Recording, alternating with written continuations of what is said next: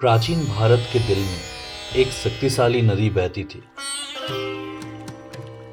जो सभ्यताओं को पोषित करती और इतिहास को आकार देती थी। इस नदी को सरस्वती कहा जाता था, जिसे देवी के रूप में पूजा जाता था और प्राचीन भारतीय ग्रंथों में इसका व्यापक रूप से उल्लेख किया गया था। लेकिन आज ये कहीं नहीं मिलती। इस पौराणिक नदी का क्या हुआ?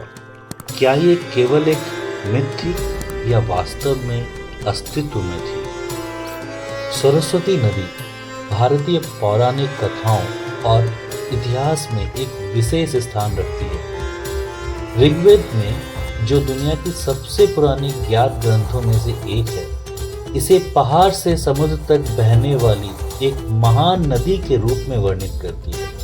ऋग्वेद में इस नदी का 72 बार उल्लेख किया गया है और इसे भारत की 7 पवित्र नदियों में से सबसे महत्वपूर्ण माना जाता है। प्राचीन ग्रंथों के अनुसार सरस्वती हिमालय पर्वत से निकलकर हरियाणा, पंजाब और राजस्थान राज्यों से होकर बहती थी और फिर गुजरात में अरब सागर में गिरती थी। कहा जाता था कि ये गंगा से भी अधिक शक्तिशाली थी। कई पुरातत्वविद मानते हैं कि सरस्वती ने सिंधु घाटी सभ्यता के विकास में महत्वपूर्ण भूमिका निभाई, जो दुनिया की सबसे पुरानी शहरी संस्कृतियों में से एक है। सिंधु घाटी के 60% से अधिक स्थल सरस्वती के प्रस्तावित मार्ग के साथ पाए गए हैं, जो इसके महत्व को दर्शाता है।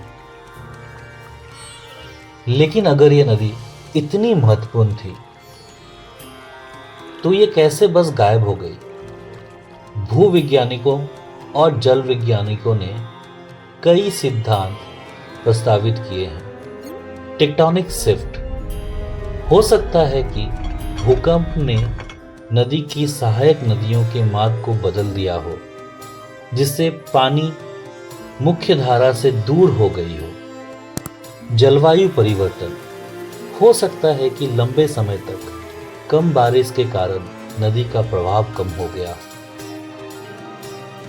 मानव हस्तक्षेप हो सकता है कि व्यापक बांध का निर्माण और सिंचाई ने नदी के पतन में योगदान दिया हो। हाल के भूवैज्ञानिक अध्ययनों ने सरस्वती के अस्तित्व के लिए ठोस सबूत प्रस्तुत किए हैं। उपग्रह छवियों और भूमिवेदी रडार ने एक पुराना सूखा हुआ नदी का तल दिखाया है, जो सरस्वती के वर्णित मार्ग से मेल खाता है।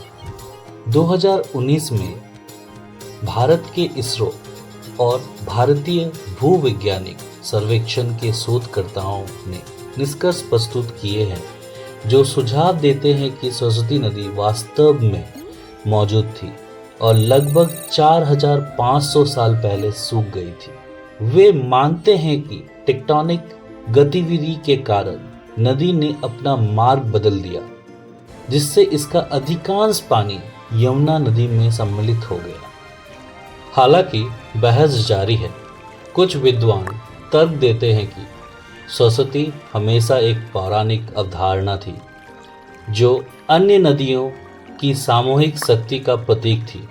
अन्य मानते हैं कि ये कई छोटी नदियों का मिश्रण है, जो एक समय इस क्षेत्र में बहती थी। सरस्वती नदी का रहस्य शोधकर्ताओं और जनता को लगातार आकर्षित करता रहता है।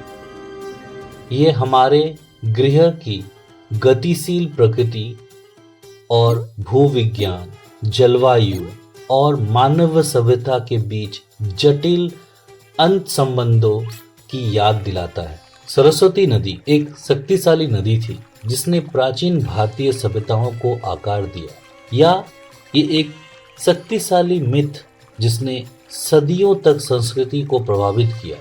हमारे लिए सरस्वती नदी की खोज सिर्फ एक खोई हुई नदी को खोजने के बारे में नहीं है।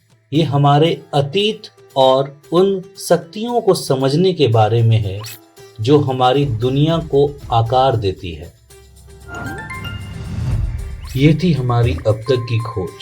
अगली बार फिर मिलेंगे एक नई रहस्य से पर्दा हटाने, एक नई सच को करीब से जानने। धन्यवाद। Thank you.